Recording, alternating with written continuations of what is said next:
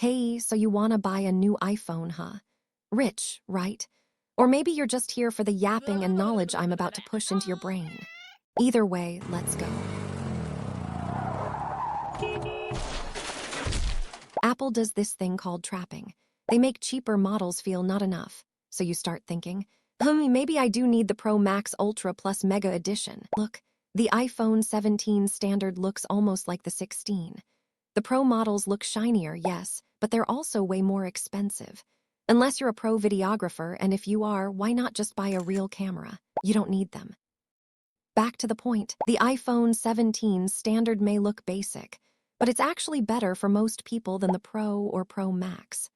Most of us don't need high-end tech in daily life, unless you're so rich you don't care about saving for your kids or retirement. And don't even get me started on the iPhone Air. I already explained why it's not the best choice. Too many flaws. Ignore Pro, Pro Max, and Air this year. Maybe next year Apple fixes them. They move slow anyway. It took years to give the standard a 120Hz display when even $100 phones had it. Why iPhone 17 standard wins? Finally, 120Hz promotion on the standard. I'm actually happy about this. Smooth scrolling, smoother gaming, smoother life. Before, you had to pay pro money for it, now you don't. Big win. The standard iPhone 17 is around $799 USD. Pro and Pro Max are way higher. You're basically paying more for a telephoto camera and bragging rights. Do you really need a space telescope in your pocket? Probably not. 256 GB base storage. That's plenty. Stop worrying about running out of space. Unless you're filming a Netflix series on your phone, you're fine. You still get ceramic shield too, IP68 water resistance, tough glass. Your phone isn't magically stronger just because it says Pro Max. Are you going to war with your phone? No, IP68 is good enough. And yes, Apple service is solid, but you're paying more, so of course they pat you on the head with good service. Are you planning to fight with your phone?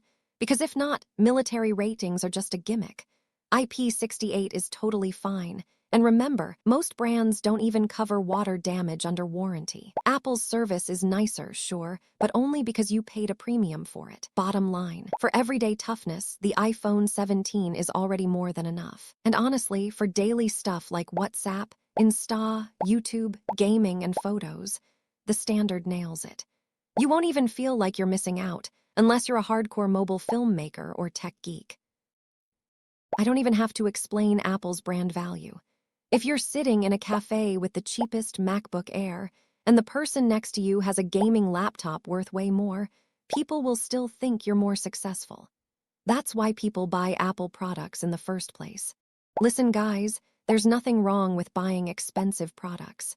It can feel like you've achieved something that others struggle to do, and that pride is valid. But people who value knowledge can't be fooled by Apple, because they can clearly see what's possible outside that ecosystem. Some folks can install Linux on an Android phone all by themselves. You can't do that with an iPhone. Their pride comes from learning and doing things most people can't. And honestly, these are the people who make tech possible in the first place. For me, a simple Android phone is enough. I'm a tech person, and I want to use my phone as more than just a phone. But if you want to buy the iPhone 17, that's a solid yes.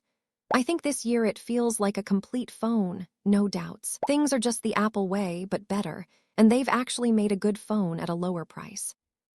Sure, Apple makes other options seem better, so you fall into the trap. But if you don't, you still get the Apple experience for a good price. After all, it's still a symbol of luxury. This phone is good, but I can't say the same about the iPhone Air. Want to know why? Check this video. Alright, see you soon. Do you really need a space telescope in your pocket? I mean, unless you're spying on your neighbor's cat, then maybe. Alright, see you soon.